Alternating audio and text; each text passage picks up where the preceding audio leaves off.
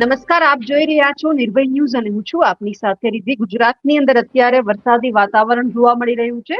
લગભગ સાર્વત્રિક મેઘમહેર છે ગુજરાતની અંદર થઈ રહી છે. હવે અત્યારે આજના દિવસ દરમિયાન કયા વિસ્તાર છે કે જ્યાં રેડ એલર્ટ સાથે અત્યંત ભારે વરસાદની આગાહી કરવામાં આવી છે? કારણ કે હજુ બધું ઘણા બધા જિલ્લા એવા છે કે જ્યાં જોઈએ એટલો વરસાદ નથી પડ્યો, તેમની પણ માહિતી મેળવી છે. મારી સાથે અત્યારે હવામાન નિષ્ણાંત પરેશ ગોસ્વામી જોડાયેલા છે. પરેશભાઈ, નિર્ભય ન્યૂઝમાં આપનું સ્વાગત છે. જી નમસ્કાર. પરેશભાઈ, આજના દિવસ દરમિયાન કયા એવા જિલ્લા છે કે જ્યાં રેડ એલર્ટ સાથે અત્યંત ભારે વરસાદની આગાહી કરવામાં આવી છે?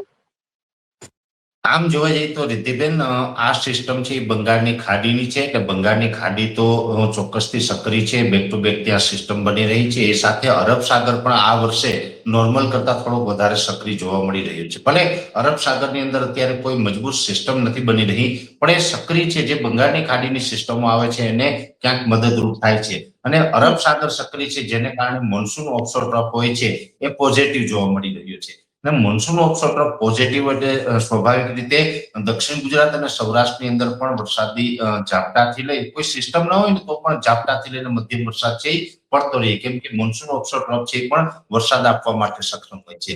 બીજી વાત મારે એ કરવાની છે કે અત્યારે જે આ સિસ્ટમ બંગાળની ખાડીમાંથી આવી, આમ જોવા જઈએ તો આ સિસ્ટમ છે આજે રાત્રે ઘણી બધી નબળી પણ પડી છે.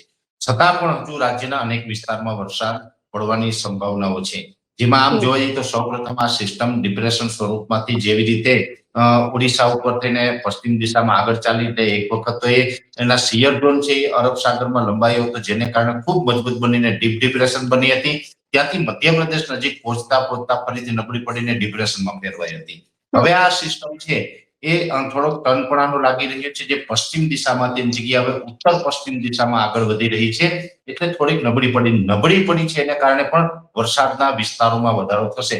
સામાન્ય લોકોને જે વેધર વિશે ન ખ્યાલ હોય ને એવું હોય કે જેટલી સિસ્ટમ વધારે મજબૂત હોય તો એ વધારે પડતા વરસાદ પડે, પણ સિસ્ટમ વધારે મજબૂત હોય તો વરસાદની તીવ્રતા વધે.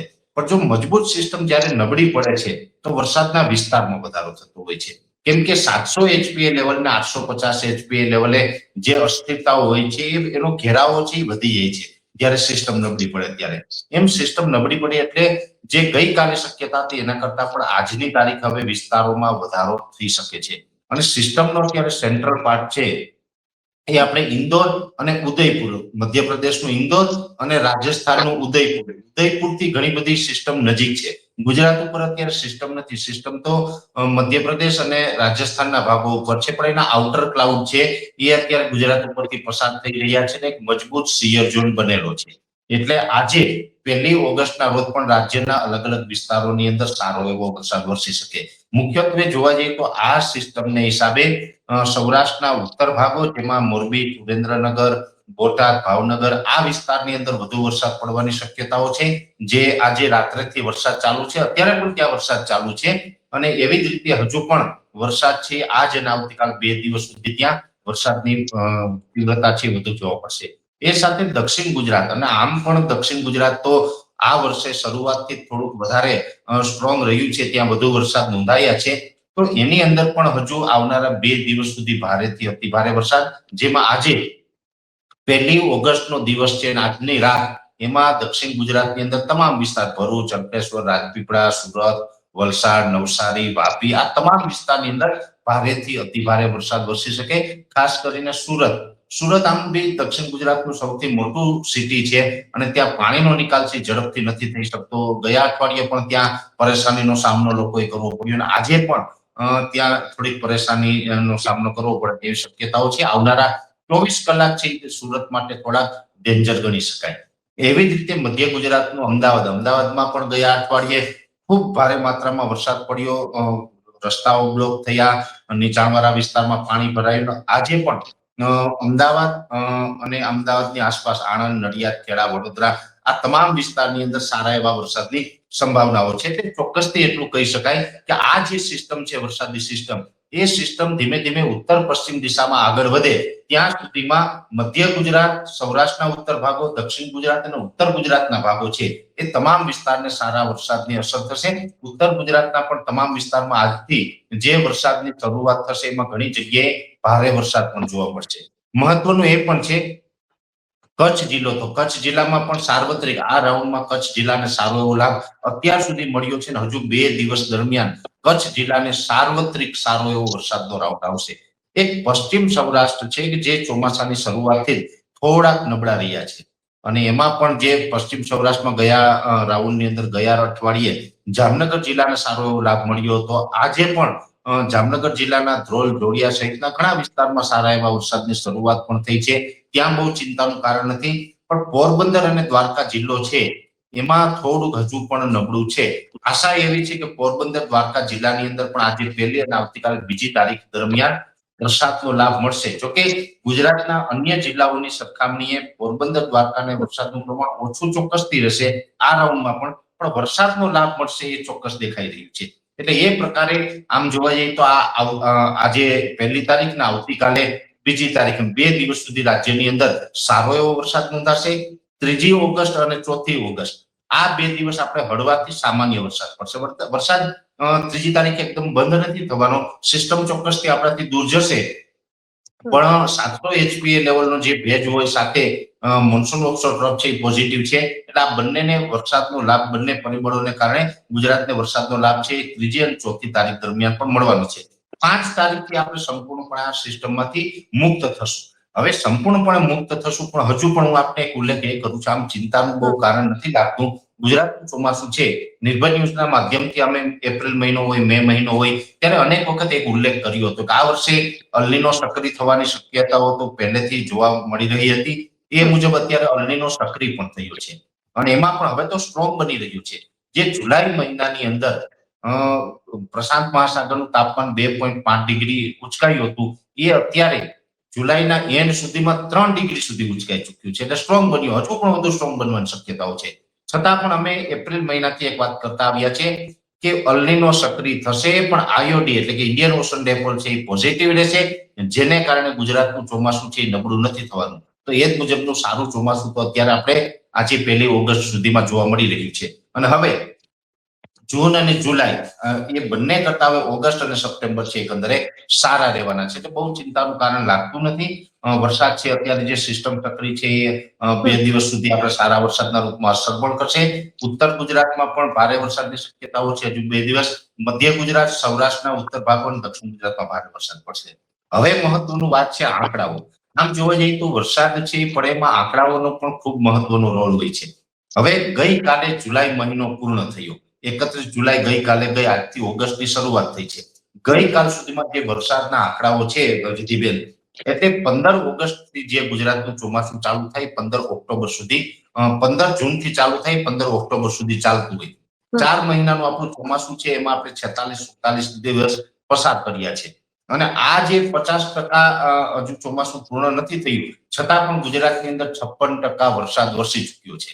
હવે હું તમને અલગ અલગ રીઝન વાઇઝ આંકડા બતાવવા માંગુ છું.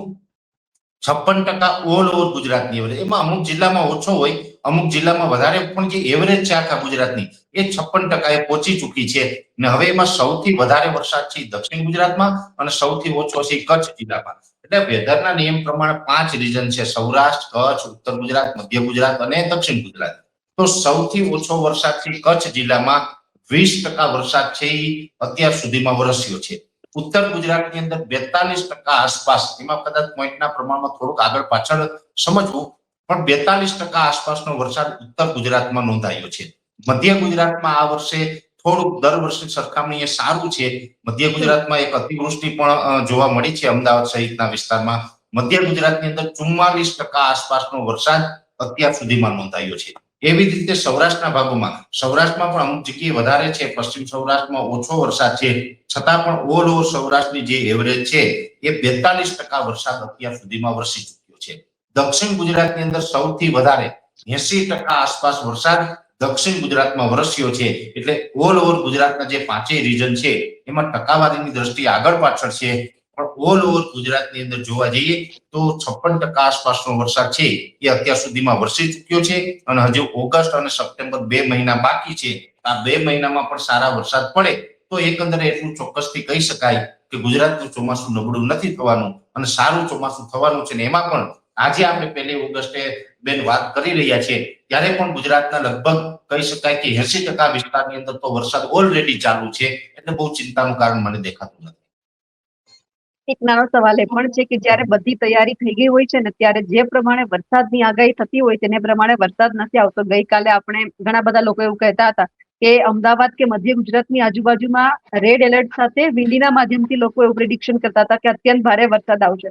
બધી જ તૈયારી થઈ ગઈ અને પછી વરસાદ ના આવ્યો. જો બેન, પહેલી વાત એ છે 31 જુલાઈના રોજ ઘણા બધા મિત્રોએ અનુમાન લગાવ્યું હતું, પણ અમે 31 તારીખ માટે કોઈ રેડ એલર્ટ અમદાવાદ માટે 31 તારીખનું કમસે કમ આપેલું નહોતું. અમારું અનુમાન હતું કે પહેલી બીજી તારીખમાં અમદાવાદની અંદર વરસાદ પડી શકે છે. પણ હવે અત્યારે એવું છે કે લગભગ દરેક વ્યક્તિ જેમની પાસે આઈફોન છે કે એન્ડ્રોઈડ ફોન કોઈ પણ હોય, જેમના હાથમાં ફોન છે ને વિન્ડી ડાઉનલોડ કરતા આવડી ગયું છે ને બધા વેધર એક્સપર્ટ થઈ ગયા છે. પણ એમને એ ખબર નથી કે માત્ર વિન્ડીની અંદર બતાવે એ બધું હોતું નથી. એમાંથી તમને રેડ બતાવે તમને બહુ વરસાદ પડી જશે, પણ એ એક કહી શકાય કે એક ઇમેજ છે એ વિન્ડીની અંદર. એનાથી વરસાદનું તમે એ અનુમાન ન લગાવી શકો. હવે આ વખતે બધાને ખબર પડી ગઈ કે વિન્ડીમાં બતાવે એવું તો થતું નથી. જો એવું થતું જ હોત તો મારા તરફથી પણ ગઈકાલે એટલે કે 31 જુલાઈના રોજ અમદાવાદમાં સારા વરસાદનું અનુમાન આવ્યું હોત, પણ અમે અમદાવાદ માટે એ રેડ એલર્ટ નહોતું આપ્યું. દક્ષિણ ગુજરાત માટે ચોક્કસથી આપ્યું. તો આજે ચોક્કસથી કહી શકાય કે આજે પહેલી બીજી તારીખે અમદાવાદ હોય, ઉત્તર સૌરાષ્ટ્રના ભાગ હોય, દક્ષિણ ગુજરાતમાં બધામાં આજે સારા વરસાદ પડશે. કેમ કે સિસ્ટમ હોય છે એ અલગ અલગ માધ્યમથી જે અમે ટ્રેસ કરતા હોય, સિસ્ટમનો સેન્ટ્રલ પાર્ટ ચેક થતો હોય, એના આઉટર ક્લાઉડ ચેક કરવા પડે, એનો શિયર ઝોન ચેક કરવો પડે. એની જે સિસ્ટમની ઊંચાઈ છે એ સિસ્ટમ છે 850 એચપી લેવલે કેટલી મજબૂત છે, 700 એચપી લેવલે કેટલી મજબૂત છે. અને સિસ્ટમ જો ક્રોસ હોય તો ઘણી વખત સિસ્ટમની જે સેન્ટ્રલ પાર્ટ હોય એનાથી દક્ષિણ દિશામાં વરસાદ પડે. આ વખતે એવું પણ બન્યું છે કે અત્યાર સુધી એટલે કે ગઈકાલ સુધી સિસ્ટમના દક્ષિણ પાર્ટમાં વરસાદ વધારે પડ્યો છે. આજે સિસ્ટમના કહી શકાય કે દક્ષિણ પશ્ચિમ ભાગમાં એટલે કે નૈઋત્ય દિશામાં વધારે વરસાદ પડી રહ્યો છે. હવે તમે જે લાલ જે રંગ જોવો છો, કલર જોવો છો, તો ત્યાં વરસાદ પડે એવું ના હોય. એ સિસ્ટમની ઊંચાઈ અને સિસ્ટમ કઈ તરફ ઝૂકેલી છે એ અલગ અલગ માધ્યમોથી અમારે પ્રિડિક્શન કરવું પડે ને એના આધારે કહી શકાય. ઘણી વખત જે રેડ એરિયો બતાવતો હોય વિન્ડીની અંદર, પણ એનાથી દક્ષિણ 200 કિલોમીટરમાં વધારે વરસાદ પડતો હોય છે. એટલે એના માધ્યમથી આપણે ન કહી શકાય. ઠીક છે કે બધા જે અનુમાન કરે છે બધા પોતપોતાનું અનુમાન હોય છે. સારા વેધર એક્સપર્ટ હોય, દાખલા તરીકે હવામાન વિભાગ છે, આપણી સરકારી સંસ્થા છે, એના અધિકારીઓ દ્વારા કોઈ એવું માર્ગદર્શન આપવામાં આવે તો એને આપણે ફોલો કરવું જોઈએ. બીજા પણ અંબાલાલ કાકા જેવા અનુભવી માણસ હોય, બીજા મારા જેવા નાના મોટા જે વેધર એક્સપર્ટ જે લીગલી આના ઉપર પ્રિડિક્શન કરે છે, એમાંથી જો આપણે જોઈને થોડુંક આપણે અનુમાન લગાવીએ તો ક્યાંક આપણે રાહત મળે અને એમાં ખોટું પડવાના ચાન્સ ઓછા થઈ જતા હોય છે. બિલકુલ પરેશભાઈ, આપ અમારી સાથે જોડાયા અને જે તમે આગાહી કરી બદલ આપનો ખૂબ ખૂબ આભાર. તમારા વિસ્તારમાં અત્યારે કેવો વરસાદ પડી રહ્યો છે અમને કમેન્ટ કરીને ચોક્કસથી જણાવજો. સાથે જ અમારી નિર્ભય ન્યૂઝ ચેનલને લાઇક, શેર અને સબસ્ક્રાઇબ કરવાનું ભૂલશો નહીં. નમસ્કાર.